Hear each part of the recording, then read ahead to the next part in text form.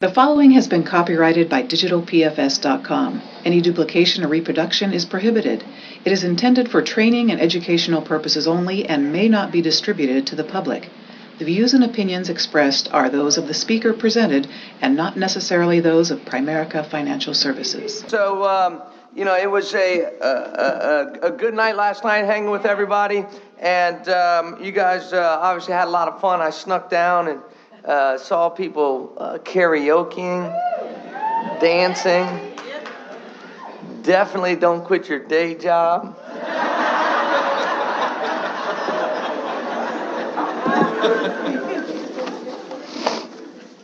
But, I want to talk today about, building a team and building a business and, coming together, becoming a great field trainer, and doing the right things. Because I do believe that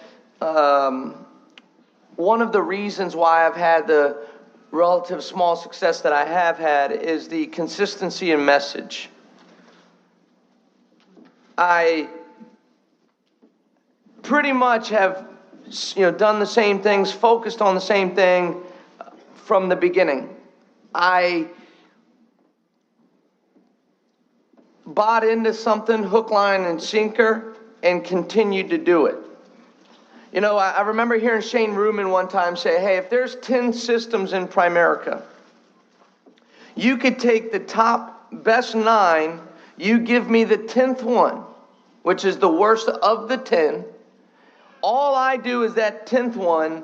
You can do the top 1 through 9, switch them every 6 months or whatever you want to do, and I'm going to whoop you all day long every month because I'm going to master one, whereas the other team's going to be switching and changing. I mean, the worst thing a football team can do is go down 14-0 and totally abandon the game plan. So again, I do believe the consistency in message is what's developed what we have. When I went down to the national convention, my story that part of what I left out last night was I was 4 days in the business. As a matter of fact, the day I signed my IBA, Mark said my timing was impeccable. And I looked at him like, excuse me? And he goes, yeah, we're all going to Atlanta on Wednesday. I'm like, this is the first I had heard about it.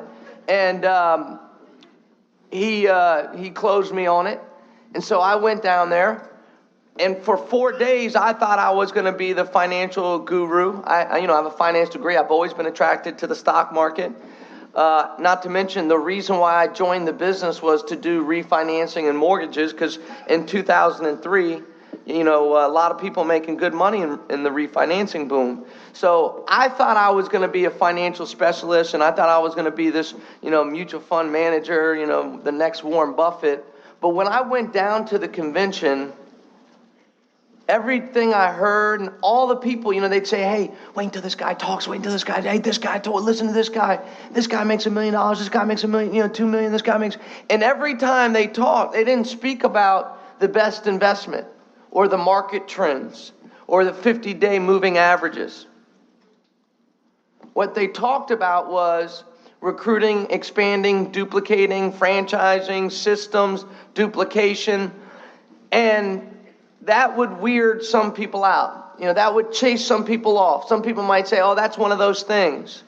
But luckily for me, I had read a book, from Ray Kroc, Grinding, and I've read it, so what I heard was, hey, that's the same thing Ray Kroc was talking about when he started McDonald's. That's the same thing that all huge businesses talk about. I was just watching, just yesterday, it was on Starbucks. And they talked about how he opened up stores, Schultz opened up stores in China, and they all said, hey, you can't sell coffee in a tea-drinking country. And yet, these Starbucks stores are doing phenomenal. And he obviously is passionate about coffee. And he said, it doesn't matter. He said, one thing's for sure, no matter where you are in the world, we serve the exact same drinks, the exact same way.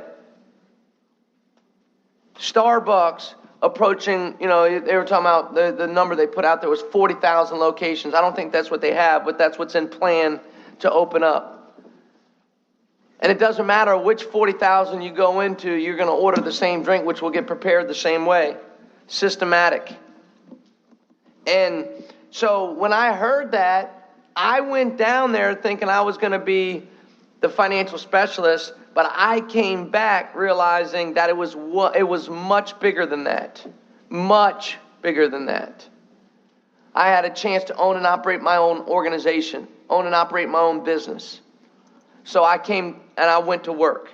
I remember Frank Dillon, everybody that I was with was like, oh, Frank Dillon, Frank Dillon, Frank Dillon, he's Frank Dillon, Frank Dillon, Frank Dillon. So the whole weekend I was waiting for this guy named Frank Dillon. Now remember, I didn't even have a solution number yet. I had never been to a training. I never went on an appointment.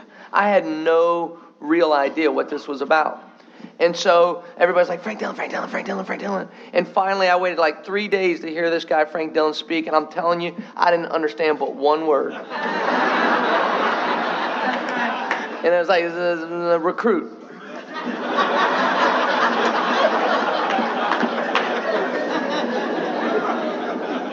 And what's the thing he used on? A burning desire or whatever. Anyway, the point is, I came back in my first 30 days, I recruited 12 people personally.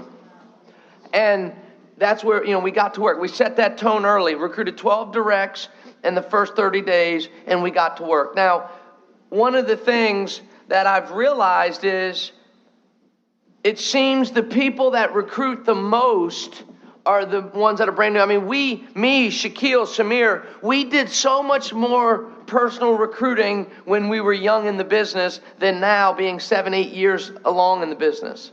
And it just continues to remind myself that facts don't recruit people, that Art Williams was right. It was excitement that recruited people. It was passion. So I came back from the convention. I had no knowledge, no skills, and no talent, and yet I recruited more people in a month than I've ever done in my 8 years. I knew the least. I had the least practice, but yet I did the most personal recruiting.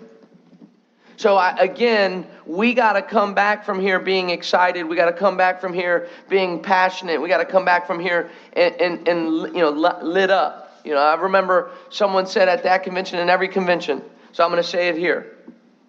No matter how good, no matter how much you learn, you got to go back changed. There's people that should have been here this weekend that you wanted to be here. You're going to go back to them and you're going to say, oh man, you should have came here. You missed it, man. It was unbelievable.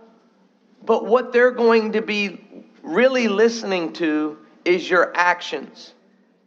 The good news is you can influence people.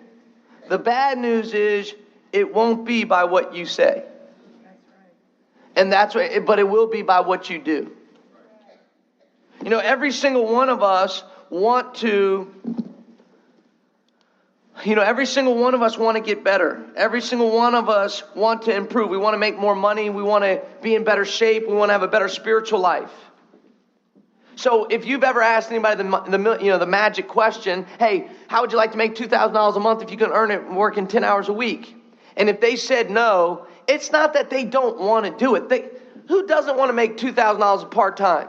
Everybody does. So it's not, if they said no, they weren't saying no to making money. They were saying no to you. And the reason why is they don't believe it's going to work. They really and truly don't believe it's going to work. Just like, there's a million diets out there. The Atkins, the West Side, the East Side, the South Beach, the Weight Watchers, and all Nutrisystems. And you can sit. I remember one day I was sick and I was watching TV and I saw the Nutrisystem commercial 100 times. 100 times. And you can watch it and you won't even thinking about dialing that 800 number. It's not because you don't want to be in better shape. You just think, that ain't gonna work. But let your best friend and neighbor lose 35 pounds off Nutrisystem and you will call the next day, would you not? Just like that. Right? Such and such did it. Such and such did it. Right? And all of a sudden, you've called Nutrisystem. one person's actions did what 100 commercials couldn't do. So it's the same thing. People want to make more money, but what they're thinking is, oh, that ain't going to work. Until they see a change in you. Some people say, hey, go make money. Yep, that would probably be the best thing. But even before that, you can still influence them if your actions change. So I can speak from a 23-year-old, but I know whether I'm 23 or 83, there's certain things that the peers in the circle you roll in do. So if you start separating from that, you'll get their attention.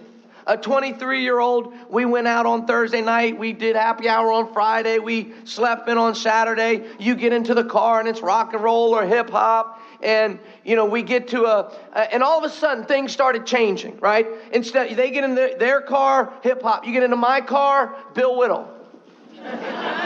If we got into some place where we were, there was magazines, they would pick up Maxim magazine or Sports Illustrated. I started picking up Money magazine and Fortune and Forbes. They'd go home and they'd watch MTV. I started reading a book. All of a sudden, after a while of dressing a little different, talking a little different, going home early on Friday because I had to wake up early on Saturday. And they'll test you. My buddy's like, come on, man, because, usually I'd stay out late. Hey, come on, man, the night's young. The night's young. It's only 4 a.m. What are you doing? And I said, no, remember I told you I got that training tomorrow. Come on, man. Sometimes it's just easier to stay up. And I said, no, this is serious to me. And they'll try to battle it. And as soon as you put your foot down, no, this is serious to me. They go, oh, look at Mr. Donald Trump there. Excuse me, buddy. And after a while, it's just you and that person. They see you carrying around a book. They're like, what's that? And I go, well, that's Think and Grow Rich. And they go, well, I want to think and grow rich. And I said, I told you, I've been learning business. All of a sudden, the people, that I'm talking to change a little bit. The people that I'm listening to, the books I'm reading, the data that's entering into my brain is a little different than what they're listening to and what's entering their brain. So, of course, we're going to be a little different because we're listening differently. My mom always said, whatever enters in is going to affect you. Whether you saw it, hear it, it's going to affect you. So all of a sudden, even before I was making more money, I was influencing them because I changed. See, if I was going to these meetings and they didn't see any change in me, if I was going to the same bars, having the same conversations with the same people at the same time, listening to the same things, reading the same things, watching the same things, what do you think they'd be thinking? Why would I go to those meetings? It didn't change you. Now, there's a bunch of regionals that they're thinking right now, they're all jacked up. And they're like, man, I'm going to go back and I'm going to have an emergency meeting.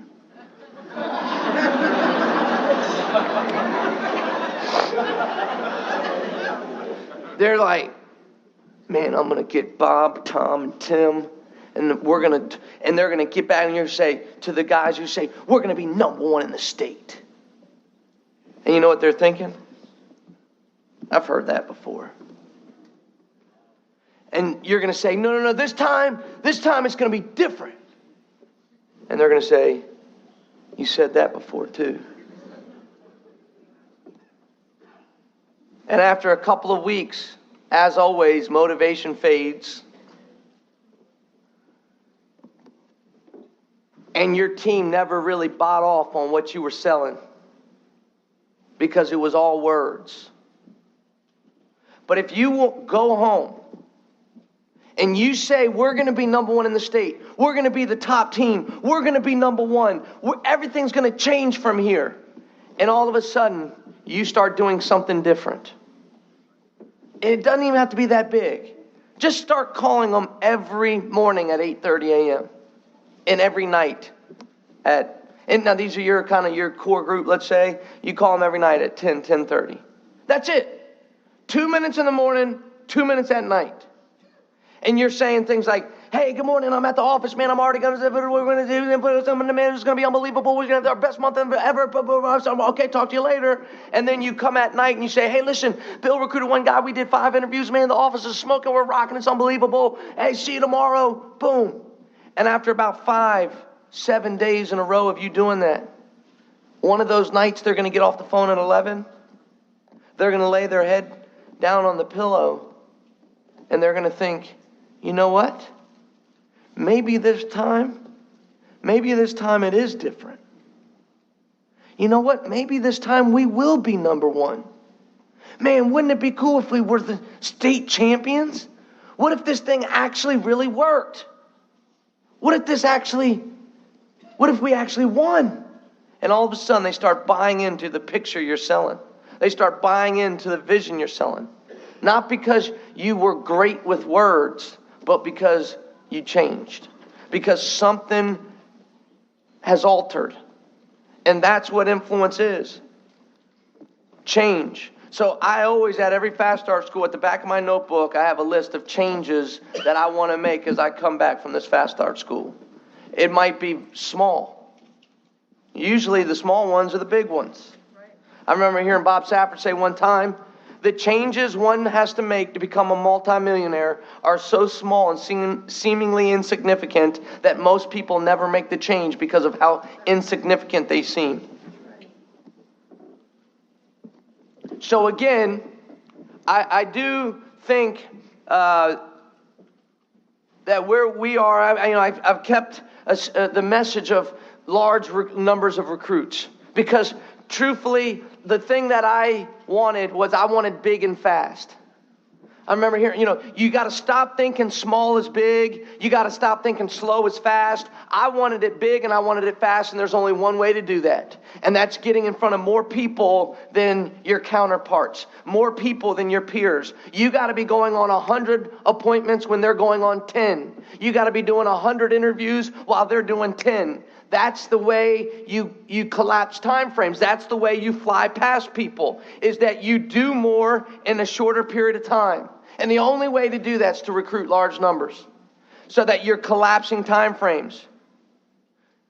Because Bob Buisan says there's 3 things to learn. You got to learn how to sell, learn how to recruit, and then learn how to teach others how to sell and recruit. Now, which one do you think's the hardest yet the most profitable and the biggest difference in your business? The third one, duplicating. The only way to get better is practice, right? Now, you can get practice at sales. You go on more appointments. You could probably even do it in front of the mirror or tape yourself or with your spouse or with a friend or with your parents. You're practicing. Same thing. To learn how to recruit, you can kind of practice, do more interviews, but you can probably practice. But to learn how to coach someone, to learn how to train someone, you actually need a willing participant. You need someone that's going to let you train them. And so the problem is most people never get enough experience in that third category.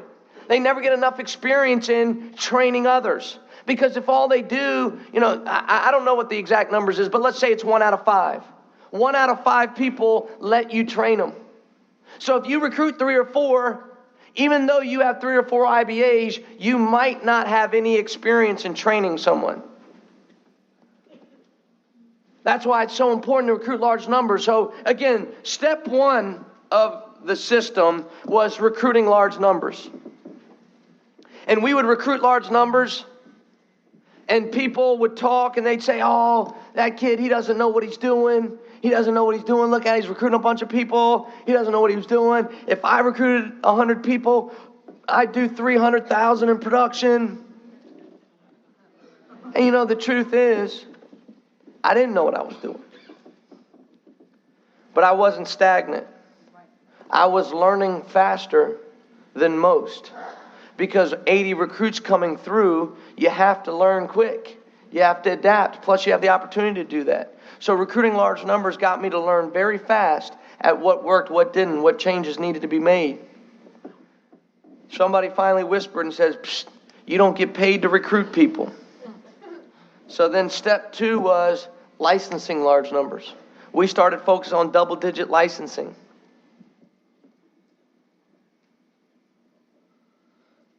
And then the third phase was focusing on double-digit district promotions.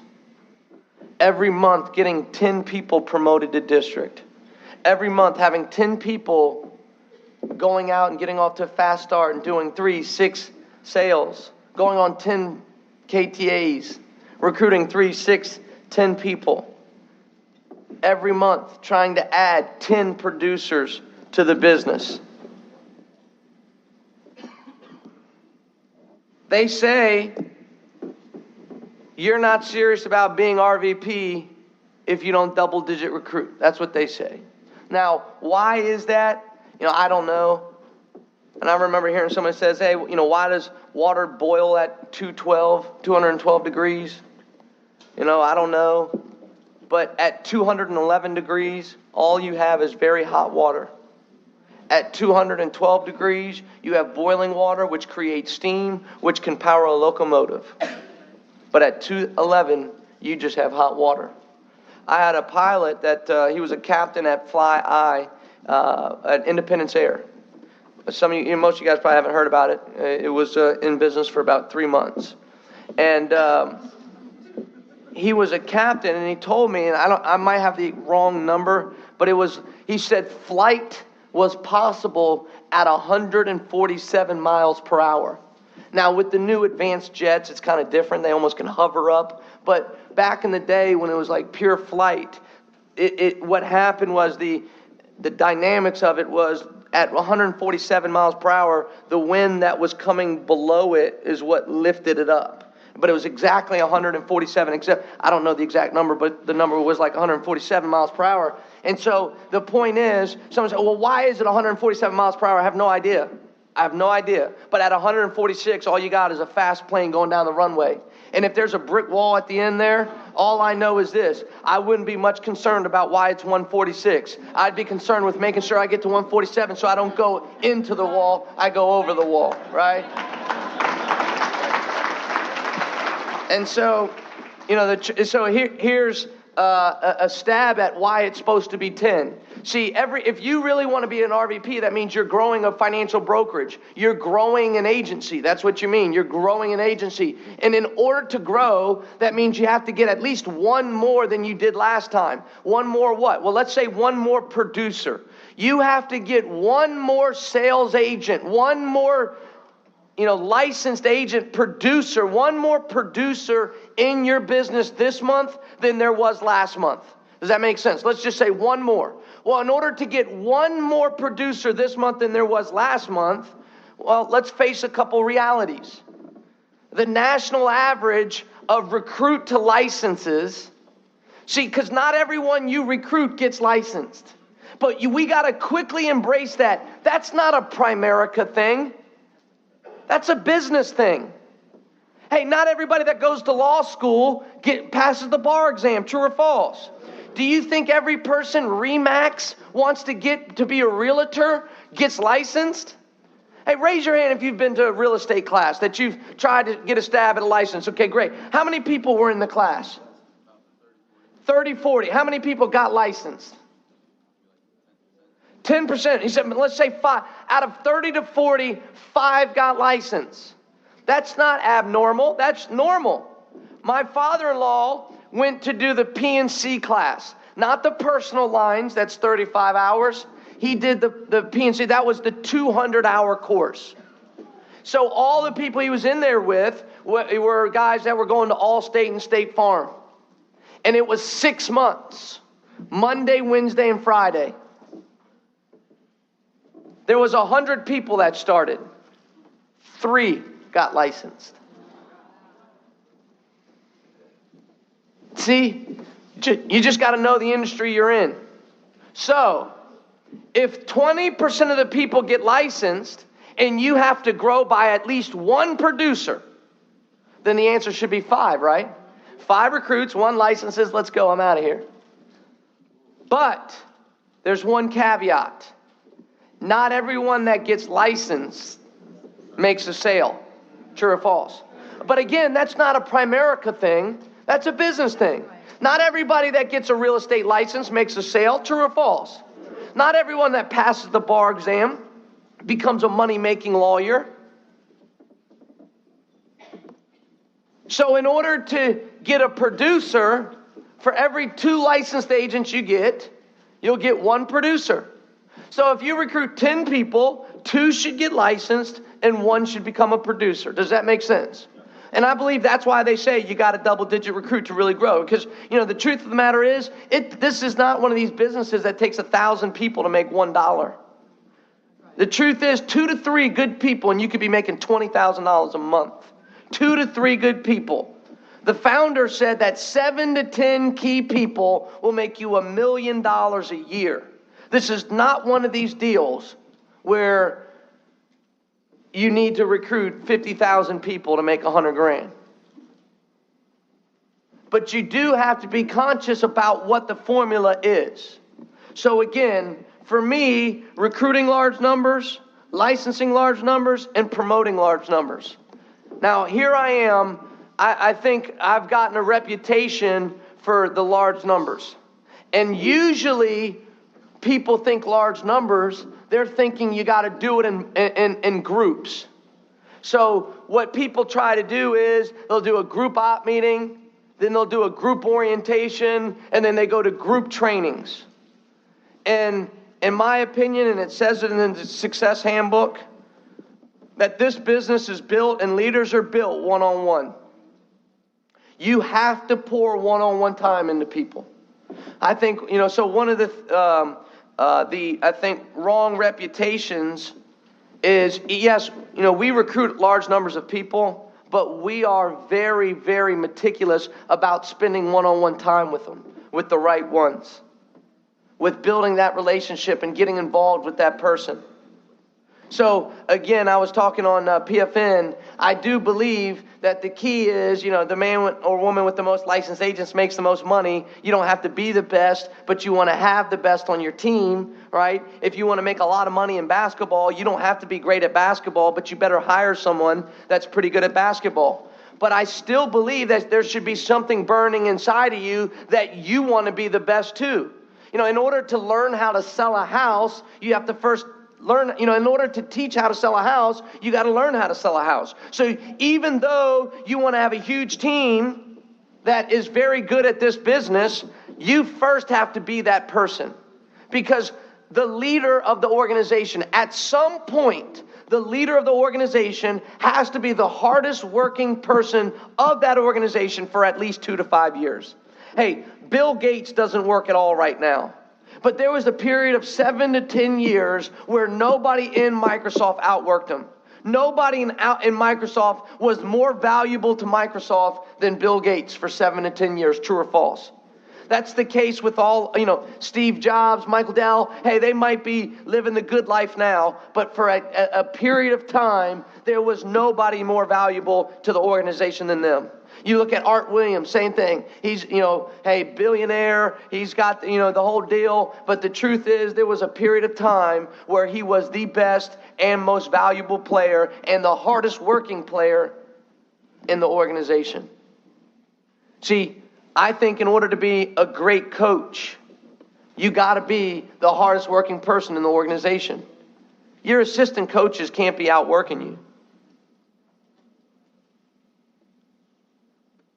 So one of the things that I want to talk about is becoming that great field trainer. Becoming someone that is the best in the organization. Because one of the biggest pet peeves that I see in the organization is I'll come in and I'll see a regional leader sitting in front of the computer checking his numbers. And someone on his team, a district, is doing an interview. And I say, why is he doing the interview? And the regional leader and the most business ownership tone he can get.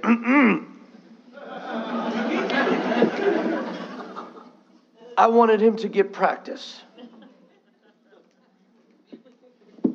You know, I want to call, I don't know how to say that. We used to play a game when we were younger. It was a card game. And like, if you could call someone on their bluff, so they'd say something. If you bluff, you'd say. So I don't know how we say that, but that's what I call. I call it. I call it. I pull your card. I'm calling it. See, that's not practice. That's the real game.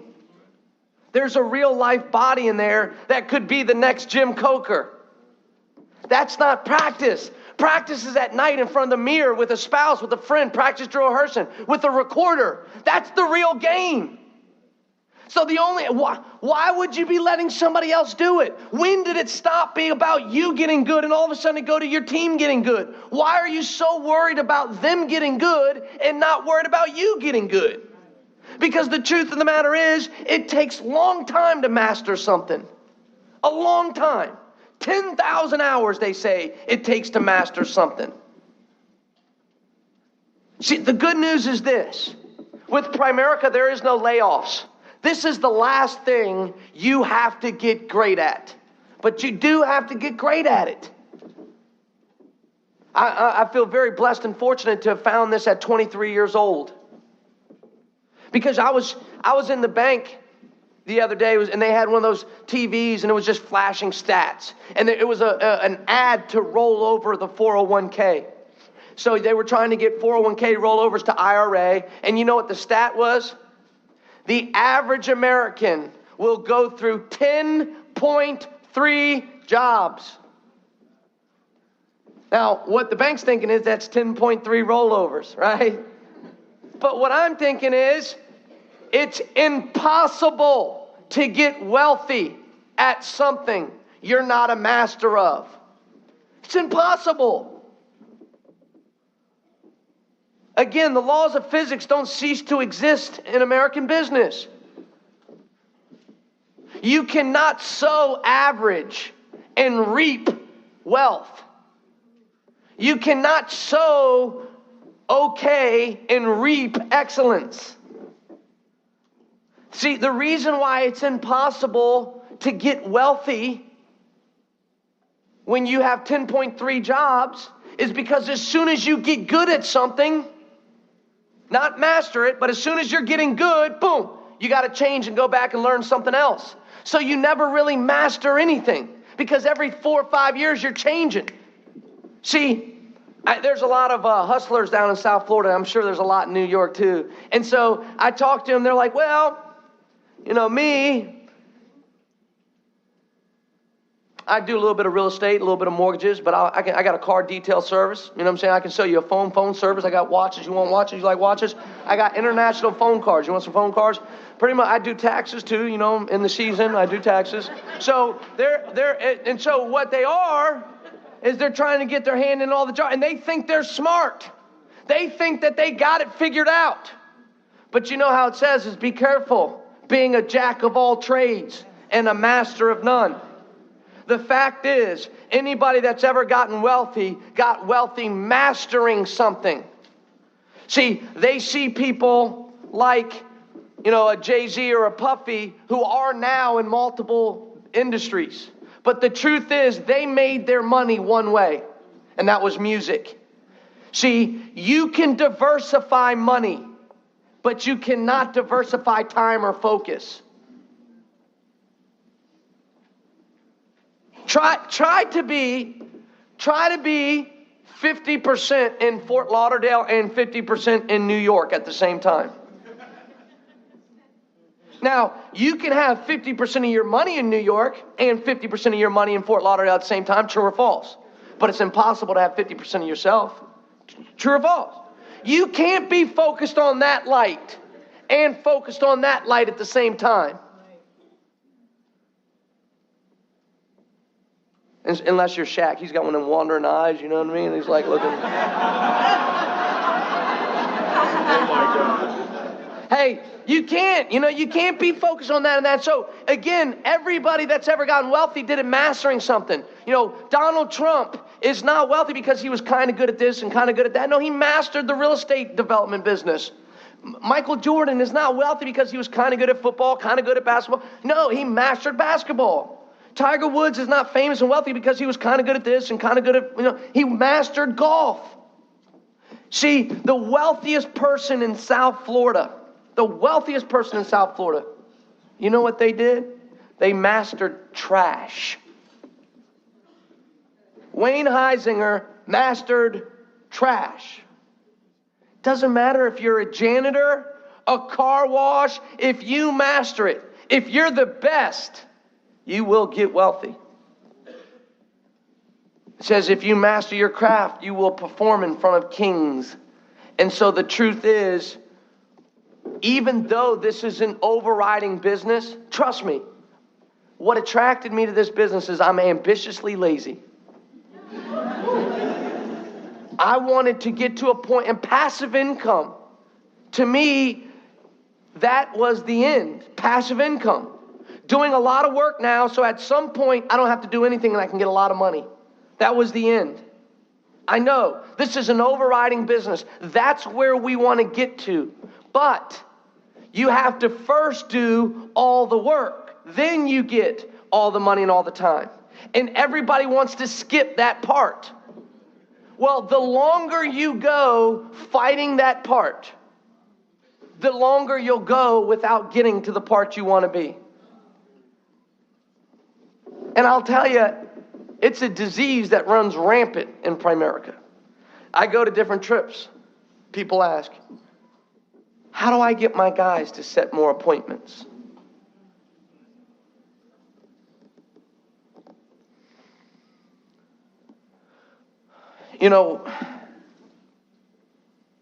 There was a bunch of questions that they'd ask, and I always try to give my best answer. Someone asked that question, and I didn't have an answer for it, and the reason why is because I never asked it. I never asked it myself. The reason why is someone that's really working in this business has so many appointments that he's self-generated, even if it's through his new recruits, but he's self-generated by doing the orientation and by meeting the people or recruiting across the kitchen table and getting referrals from that. He's got so many appointments through that he doesn't even have enough time to think about that the other guys don't have any appointments. What they say, is he's so busy, he's dizzy. And so I see one of the biggest mistakes is people try to skip that part. The part where they become the master. I don't know any of the people that I've ever learned from in Primerica, they became the guy. For a period of time, they were the guy. You teach what you know, you duplicate who you are. So really, here's another question that gets me. They go, all right, I really want to start a recruiting explosion. What do I do? You talk to everybody you know. Well, let's say, hypothetically, I just moved to a new area. Okay, well then you got to talk to everybody you don't know. And then they go, well, okay, what I'm just saying is sometimes I hear people say 3 foot in, I hear some people say calls, and I say, what do I do? You got to talk to him, man. And he goes, well, okay, all right, hey, I'm serious, I'm ready. Okay, so fine, all right, so let's say I'll call him. Where do I get the numbers? That's the question that just drives me buggy. Where do you get the numbers? And I usually say, look, now you're just asking questions. Really? In Florida, and there's more people here, in Florida, there's 8 million people within a 30-mile radius of our office, of which the average person has 2.5 phone numbers. That means there's 16 million phone numbers. And your question is, how do you find phone numbers? You're literally just trying to think of a question to ask to prevent from actually getting busy. I mean, if you really wanted to, you could find numbers everywhere. Everywhere. Everywhere, everywhere, everywhere. I'm not saying to do it. I'm just, again, it's always about, the question that always gets is, how do I get more appointments without me setting appointments? How do I get everybody good without me getting good? How do I get more recruits without me getting recruits? And the answer is, you don't. But if you put together 2 to 5 years, maybe even 2 to 3, but 2 to 5 years of hard work, where you're the best, where you lead the way, where you produce and you're doing this and you're out there making it happen and you're setting the appointments, then all of a sudden you'd be surprised that without any extra focus, people start to develop. See, Art Williams is a genius. He said, you have to do everything for everybody until it's no longer humanly possible. You got to have an environment where instead of people trying to delegate the interview, hey, will you do the interview for me? I got to go brush my teeth. Hey, will you do, will you do this interview for me? I got to meet with somebody, for lunch. And then, instead of that, you have an environment where it's like, hey, let me do it. Hey, I want to do your interview. Can I do your interview? Can I do your orientation? Put me in the game. I want the ball. Because, in basketball, you always knew who the leader was, because in the fourth quarter when a bucket needed to be made, they went to get the ball. Give me the ball. Give me the ball. I got this, right? We need a bucket, clear out, 4 corners, get out of the way, give me the ball. If we're going to win or we're going to lose, it's because I'm going to make or miss the shot. Okay, if my family's going to lose, it's because I missed a shot, not because you missed a shot, right? If this business doesn't get built, it's because I missed a shot, not because you missed a shot. It's because I missed it. I want the ball. See, that's all I ever looked for, was an opportunity where I had the chance. Because every other job I've ever seen me or any of my friends ever have is we didn't control it. They did. Their bottom line decided whether I got a raise or not. Their bottom line decided whether I got a job or not. Their bottom line decided whether I got promoted or not. Not me. Remember, I worked at Macy's. Macy's makes $300 million in a month. I didn't see any of it. Macy's lose $300 million. As long as my paycheck cashed on Friday, it didn't really matter. I was looking for something that I could be in control of. But too many people pass the buck. See, there's got to be a time where if there's a real live appointment or a real live interview or a real live orientation, that you're doing it. It's like, why would you have Kobe Bryant on the bench if he's healthy and rested? There's no reason. I use the story about the oil rigs. If you have 2 oil rigs, one is able to produce 5 barrels of oil every hour. One only does 2 barrels of oil every hour. If you only have enough manpower and enough electricity to power one rig, which one runs? What about on Sunday? What about at 5 o'clock on Wednesdays afterward? Is there any scenario where the 5 is not running but the 2 is? None. None. But how many times do we find ourselves where someone on our team's doing something and we're not? The only time the 2 barrel of an oil rig should be running is if the 5 is already running and the 2 can be running as well. So another question I get all the time that I never thought about. How do I know when my guy's ready to go out in the field? Hey, this is business. This isn't school. The choice is this. If there's one appointment, the question is, who should go? Me or him? Me. So it's a no-brainer. It has nothing to do with whether he's ready. I don't care if he's been in the business 5 years. If I'm better, I should go. But if there's 2 appointments and I'm already at one and there's another one to go to, then the choice is either he does it or it doesn't get done. Which one should happen? Right, because even if he has a 10% chance of success, if it doesn't get done, we got a 0%. So the reality is, him being ready or she being ready has nothing to do with the equation. If there's one, I should be doing it. If there's two, it's either going to get done by them or it doesn't get done. Which one's a better choice?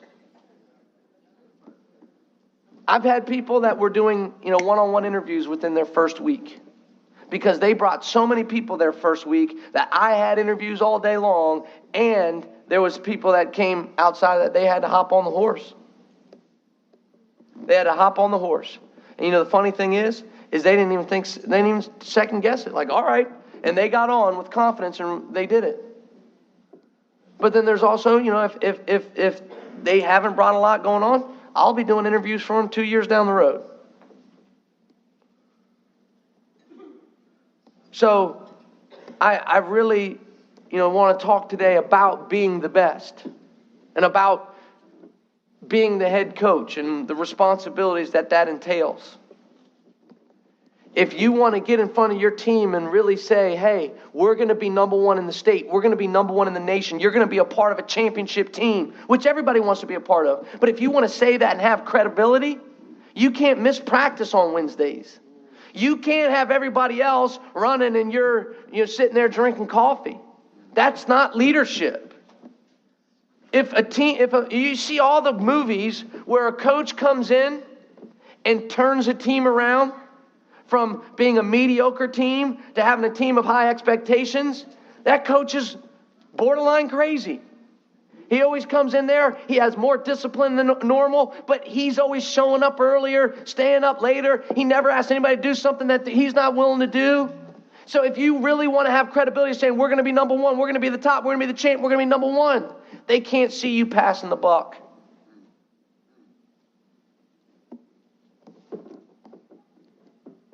Now, one of the most important things that I think of is I used to recruit and get an IBA, but I realized that this is the truth. At some point, if those recruits don't turn into money, it's not totally pointless, but you certainly didn't win the game. The whole point to get the large numbers of recruits is to eventually get producers, which get clients, which bring money. Does that make sense? So if you're not getting that, then there's something wrong with the factory. I used to close on the IBA, and I realized that you don't get paid to get IBAs. That's the one close you don't get paid for. So the IBA really represents the kickoff, not a touchdown. What do you do from the kickoff to the touchdown? Well, there's 6 golden rules that I've discussed that I talk about that I want to share. 6 golden rules. Number 1 is as soon as you meet with that person, you got to set an orientation within 24 to 48 hours. And that orientation is as important as I believe any presentation in Primerica, just as important, if not more important, than interviews and appointments. You're setting the tone, and one orientation should end up being 2 to 5 appointments.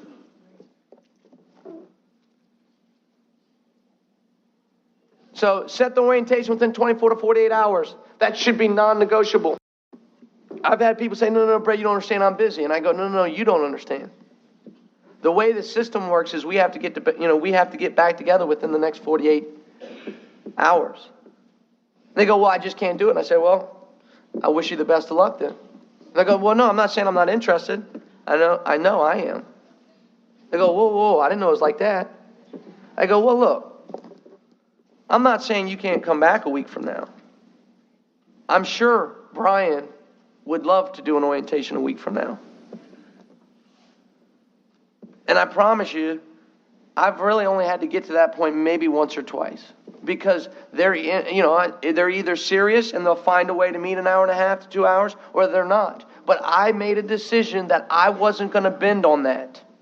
Hey, I don't think I'm being unreasonable. I'll meet around your schedule. I'll wake up early for you. I'll stay up late for you. So I'm not asking you to take off work. But if I'm willing to sacrifice and stay up a little late, be away from my family, or wake up a little early, then I'm expecting you to.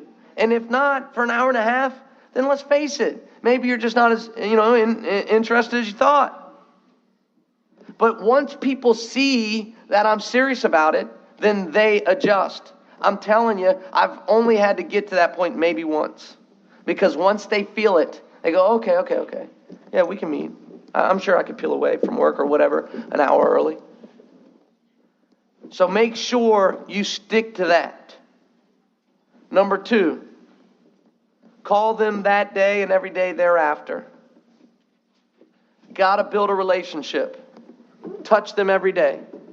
Art Williams says, they're not a recruit until you spend 15 hours with them. Hector Lamarck, they're not a recruit until you spend 15 hours with them. Make sure you're on the phone talking to them, building that relationship up. Number 3, at the orientation, get a list and make a copy. Get a list and make a copy.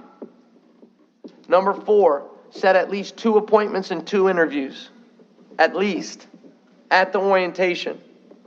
I think if I had to point to one of the biggest adjustments that we had to make, and that when people have come to me and they've asked me for advice, I tell them to make this one adjustment and everything changes. And that's this. Do not do an orientation that doesn't end with at least one. All right, I try to be as honest as I can, okay? 80% of my orientations end with 2 appointments, 2 interviews, or maybe 3, appointments, 1 interview, but 4 somethings, 80% of them, but not 100%. But I promise you, I do not remember, I don't think there was not even one orientation in Florida that I didn't get at least something booked. I think that's the biggest difference in the world. Do not do orientations that do not end up with appointments set. So I'm telling you, you do an orientation, you tell them all about how to get promoted and how the bonus works, and they're loving it. And as soon as it comes to getting that list and making calls, they go, oh, I gotta pick up my nephew, right? And I say, no problem, we'll get you out of here in 5 minutes. All we gotta do is book 2 appointments and then you're done. And you know what they say? Oh, okay.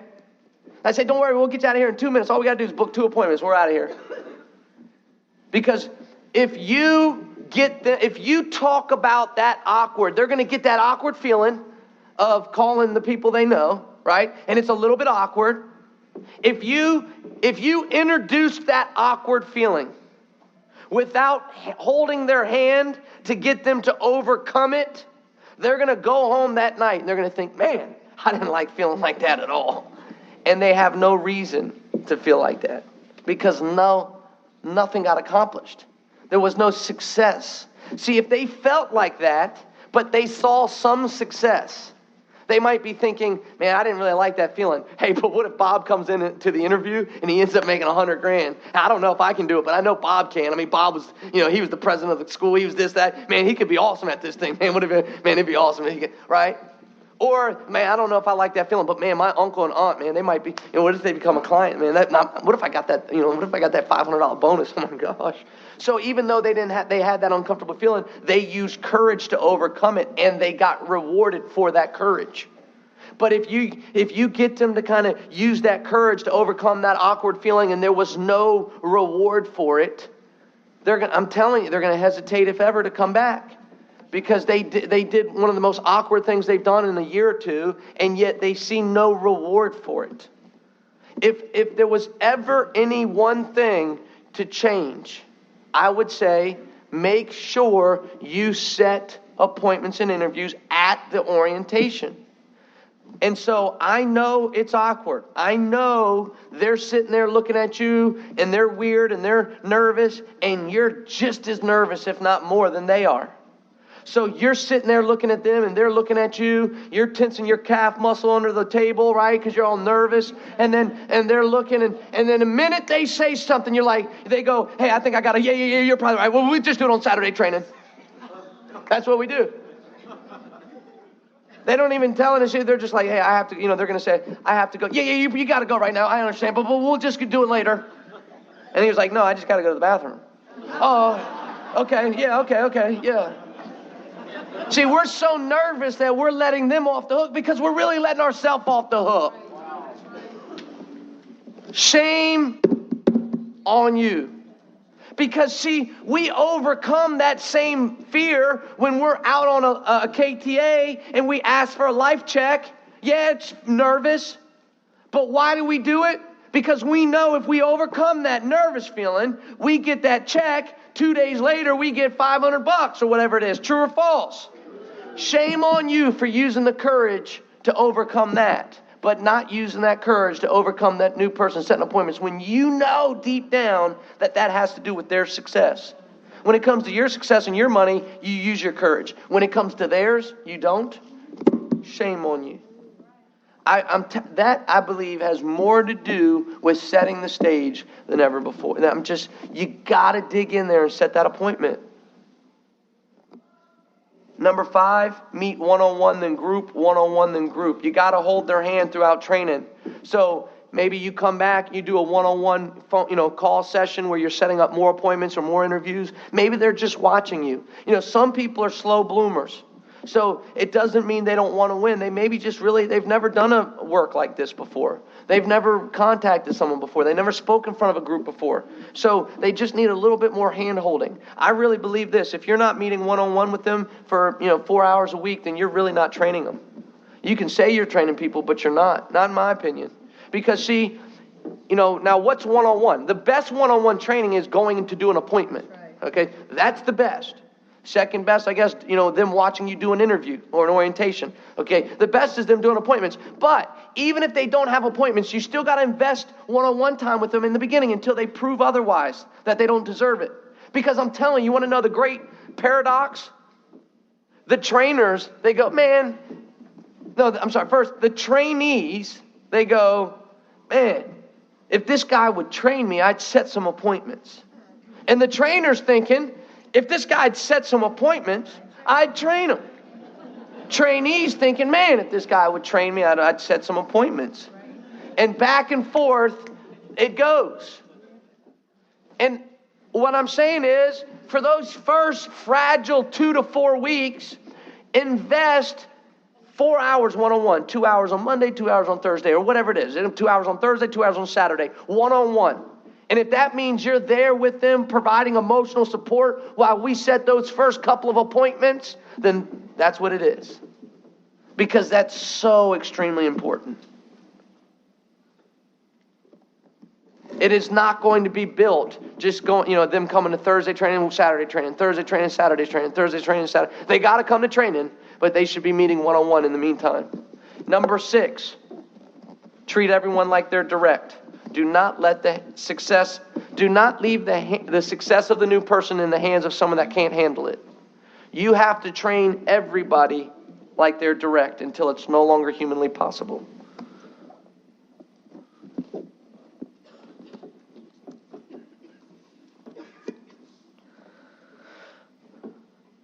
Again,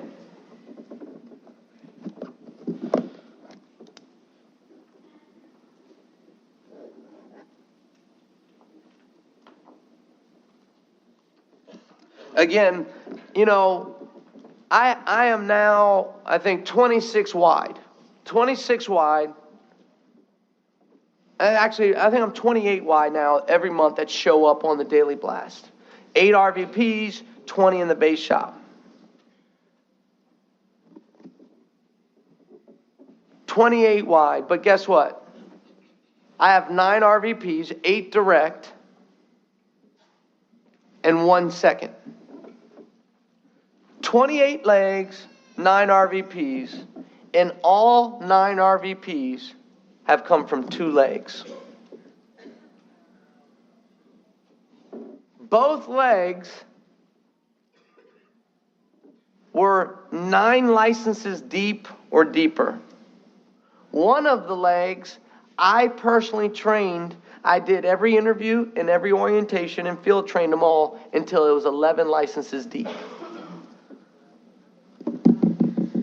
That's what I mean by treating everyone like they're direct. Again, I was talking, I think in the full-timers meeting, I think one of the biggest mistakes people make is they spend time with the wrong person. They spend time with the wrong people. We recruit 5 or 6 people. We recruit 6 people, 5 quit. So we spend time with the one person that just shows up. That's kryptonite in our business. But then when we finally recruit a stud, we say, go get him, partner, and we don't do anything. See, you got to quickly move on. But when you find the right person, you have to run the score up. You got to run the score up. See, it's like if you have a stable, and I was talking about this on PFN, if you have a horse stable with 50 horses, only 2 of them are going to be potential winners for you. The other 48, they're not going to make it. There's 2 that might win the game for you. So your budget, let's say of $1 million, 999 should go towards those 2 horses. They should get the best trainers money can buy, the best food money can buy, the best horseshoes money can buy, the best jockeys money can buy. They've got to eat the best food, they have the best equipment, the best training, the best everything. Because those are the 2 that are going to give you all your revenue. All your revenue. 2 people are going to make money for all 50. That's how it is when you're training horses. That's how it is here. But if you don't go with that star and really drive the points up and rev it up and rev the score up, you might lose them too. You look at some of the stories. I remember when Jim Coker did his hierarchy and how some of these RVPs that he had came 7, 8 deep. 4 or 5 people quit. Could you imagine if it didn't get deep?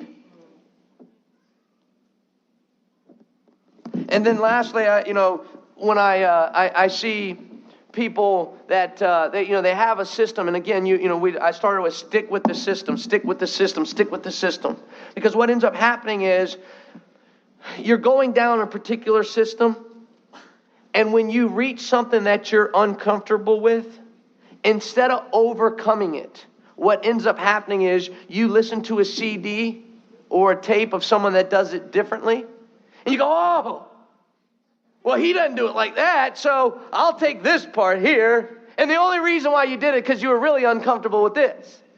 And I see guys, do it. For me, our system, you got to set appointments for them right away. But there are some $1 million earners that make more money than me that have a system where they don't really set appointments on the orientation. That the new guy should set appointments. I didn't have any success that way. I tried it that way by default.